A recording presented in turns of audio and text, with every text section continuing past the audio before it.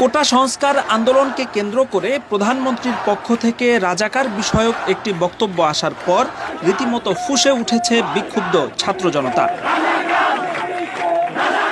এমনকি ক্ষমতাসীন ছাত্রলীগের মধ্যেও গণপদত্যাগের হিড়িক পড়ে গেছে। তার মানে কি মুক্তিযোদ্ধার সন্তান নাতিপুতিরা কেউ মেধাবী না?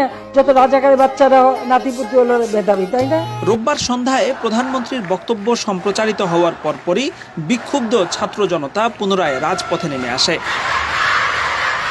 বুয়েট, ঢাকা বিশ্ববিদ্যালয়, জগন্নাথ বিশ্ববিদ্যালয়, রাজশাহী বিশ্ববিদ্যালয় সহ দেশের বিভিন্ন বিশ্ববিদ্যালয় থেকে রাতভর বিক্ষোভের সংবাদ পাওয়া গেছে। এ সময় বিক্ষুব্ধ আন্দোলনকারীরা নিজেদেরকে রাজাকার আখ্যা দিয়ে বিক্ষোভ কর্মসূচি পালন করেছেন। শেষ খবর পাওয়া পর্যন্ত এখনও শাহবাগ সহ দেশের বিভিন্ন বিশ্ববিদ্যালয়ে প্রতিবাদী কার্যক্রম চলমান রয়েছে। এদিকে কোটা সংস্কার আন্দোলনের সাথে রাজাকারদের সম্পৃক্ত করে প্রধানমন্ত্রী বক্তব্য দেওয়ার পর তুমুল উত্তেজনার পাশাপাশি পদত্যাগের হিড়িক পড়ে গেছে খোদ ছাত্রলীগের মধ্যে। সামাজিক মাধ্যমে ছাত্রলীগের বিভিন্ন পর্যায়ের দায়িত্বশীল নেতারা একের পর এক পোস্ট করে নিজেদের পদত্যাগের ঘোষণা দিয়ে যাচ্ছেন। ক্ষমতাসীন দলের প্রভাবশালী ছাত্র সংগঠনের সদস্য হয়েও এমন পদত্যাগকে নজিরবিহীন বলা হচ্ছে। তথ্য উপাত্ত বিশ্লেষণ করে দেখা গেছে পৃথিবীর আর কোনো দেশেই এত কোটা নেই। বাংলাদেশের সরকারি চাকুরির ৫৬% বরাদ্দ রাখা হয়েছে হাতে গোনা কিছু মানুষের জন্য।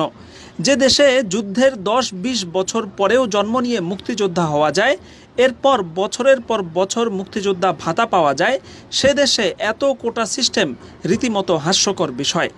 ২০১৪ সালে খোদ মুক্তিযুদ্ধ বিষয়ক মন্ত্রণালয় ৮,০০০ ভুয়া মুক্তিযোদ্ধার সনদ বাতিল করেছে। কিন্তু এসব ভুয়া মুক্তিযোদ্ধা যে বছরের পর বছর কোটি কোটি টাকা সরকারি ভাতা গ্রহণ করেছে, সেগুলো তাদের কাছ থেকে ফেরত নেওয়া হয়নি। তাদের এই মুক্তিযোদ্ধা পরিচয় ব্যবহার করে তারা এবং তাদের সন্তান ও নাতিপুতিরা যে সরকারি চাকরি গ্রহণ করেছে, সেখান থেকে তাদের বহিষ্কার করা হয়নি। এমনকি ভুয়া তথ্য দিয়ে মুক্তিযোদ্ধার সনদ নেওয়ার কারণে তাদের বিরুদ্ধে কোনো ফৌজদারি কার্যক্রমও গ্রহণ করা হয়নি।